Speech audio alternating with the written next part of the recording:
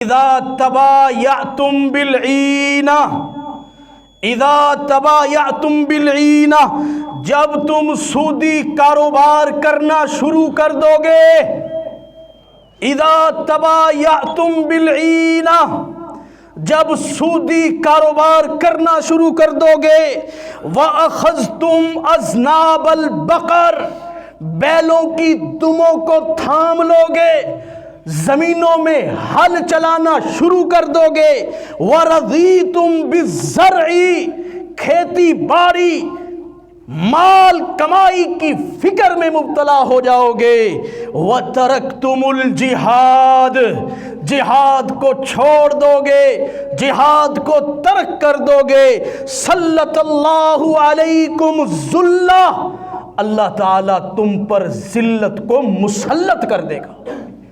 امام الانبیاء کا فرمان سنن نبی داود میں حدیث نمبر 3462، اذا تبایعتم بالعینہ، جب سودی کاروبار کرنا شروع کر دو گے تو کیا خیال ہے؟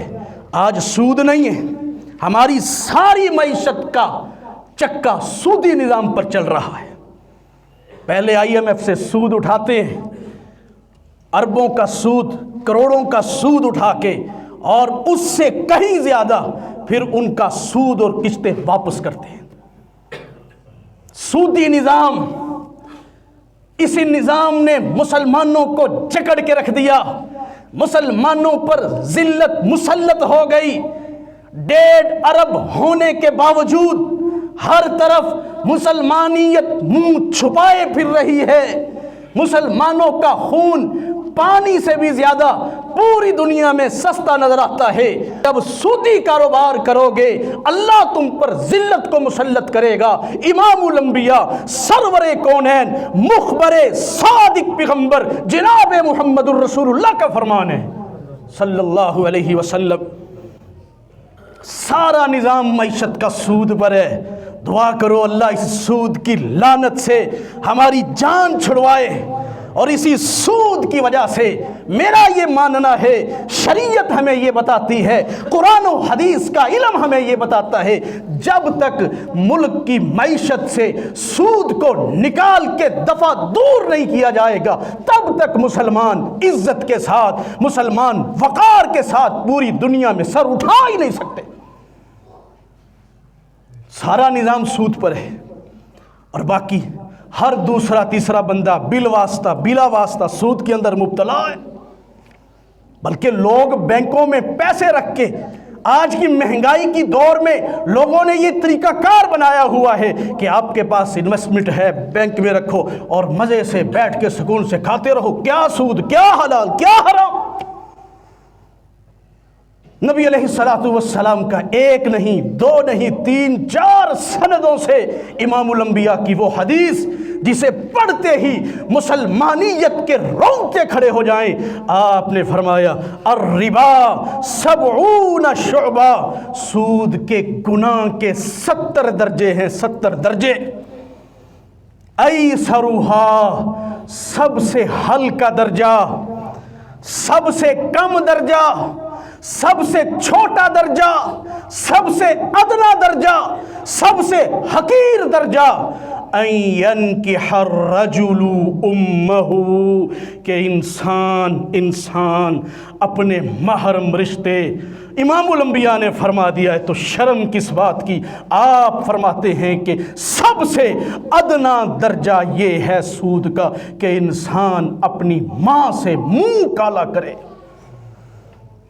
ان ينكح الرجل، کہ رجل نکاح کرے، امہ، اپنی ماں سے۔ ایسرھا، سب سے ہلکا، ادنا، چھوٹا سا یہ وہ درجہ ہے۔ سارا نظام سودی، تو پھر کیوں نہ لٹے فلسطین، کیوں نہ کٹے مسلمان۔ وَتَرَكْتُمُ الْجِهَادِ، جب جہاد چھوڑ دو گے، سودی کاروبار شروع کر دو گے، وَأَخَذْتُمْ أَذْنَابَ الْبَقَرِ، زمینوں میں ہل چلانا، اور اپنی معیشت کی دھن میں، اپنے کاروبار میں اپنی محنت مزدوری، اپنا مال جمع کرنے اور مال کی ہرس، اس کی لالچ اور اس کی طمع میں جب مبتلا ہو جاؤ گے، جب میدان کو چھوڑ دو گے، جہاد کو چھوڑ دو گے، جہاد فی سبیل اللہ، قتال فی سبیل اللہ پر پابندی لگا دو گے، جب جہاد کا نام تمہارے دل و دماغ میں نہیں گونجے گا، سلط اللہ علیکم ذلہ، پھر تم پر ذلتیں مسلط کی جائیں گی۔ آج وہی ذلتیں، سودی کاروبار میں مسلمان مبتلا، سرکاری نظام سودی، بینکنگ کے نظام سودی، اور مسئلہ یہ ہے سود کو آج کوئی سود کہنے پر تیار نہیں ہے۔ کیا ہے جی؟ یہ جی سروس چارجز ہیں، یہ جی پرافٹ ہے۔ اور میرے بھائی سود ہوتا کیا ہے؟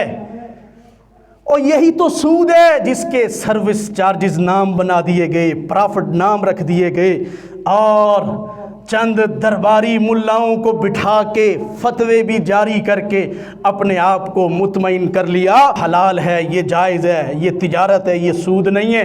سود کھانے والے یحاربون اللہ ورسولہ، اللہ اور اس کے رسول کے ساتھ اعلان جنگ کرتے ہیں۔ اللہ کا قرآن ہے، اللہ اور اس کے رسول کے ساتھ اعلان جنگ کرتے ہیں۔ لا ینزعہ، یہ تین باتیں، چار باتیں امام الانبیاء نے گنوائی کہ سودی کاروبار شروع کرو گے، بیلوں کی دموں کو تھام لو گے، کھیتی باڑی پر جی لگا کے بس جو مرضی ہوتا رہے دنیا میں مجھے کوئی پرواہ نہیں ہے، بس میرا بینک بیلنس بننا چاہیے، حلال سے بنے یا حرام سے بنے۔ وَرَضِيتُمْ بِالزَّرْعِ وَتَرَكْتُمُ الْجِهَادِ، اور جہاد چھوڑ دو گے، اللہ تعالیٰ تم پر ذلت مسلط کرے گا۔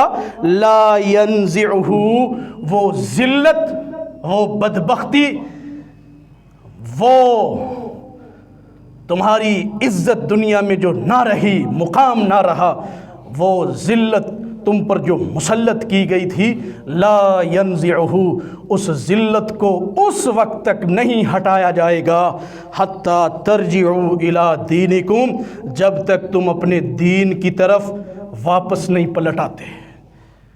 تو یہ حدیث بتاتی ہے کہ آج بھی مسلمان دنیا میں اپنا وہ پہلا مقام، اسلاف کا مقام، حضرت شیر خدا والا مقام، حضرت عمر فاروق کی للکار، حضرت محمود غزنوی کی تلوار، صلاح الدین ایوبی کا خواب، طارق بن زیاد کا جذبہ اور ولولہ، آج مسلمان اس صدی میں بھی اسی طرح فاتح بن سکتے ہیں، پوری دنیا کی حکمرانی کر سکتے ہیں، لیکن سب سے پہلے مال کی محبت کو قربان کرنا ہوگا، سودی کاروبار کو چھوڑنا ہوگا، اللہ اور اس کے رسول کے سامنے ساری محبتوں کو کاٹنا ہوگا۔ وَتَرَكْتُمُ الْجِهَادِ، چھوڑے ہوئے جہاد کو دوبارہ تھامنا ہوگا۔